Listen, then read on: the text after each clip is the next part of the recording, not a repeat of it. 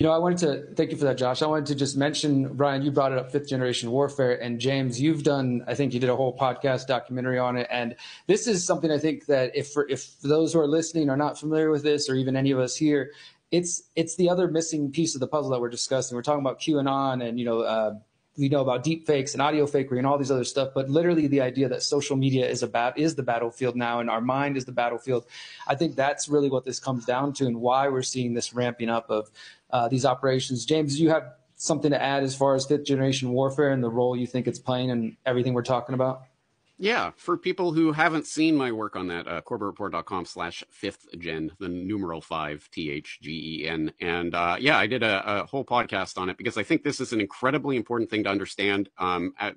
Sometimes it's framed as we are already in World War III, but this World War is the war of the elitists against us, the war of every government against its own citizens, in order to corral us into that technocratic nightmare that you're talking about there, Josh, of the 15-minute cities and smart grid and all of that. And so essentially, I won't go through it all, but there are different generations of warfare. Warfare has morphed over time. And fifth generation warfare is kind of this amorphous concept of what is it even? It's not soldiers lined up on a battlefield pointing guns at you. It's information warfare. It's biological warfare. It's economic warfare, et cetera, et cetera.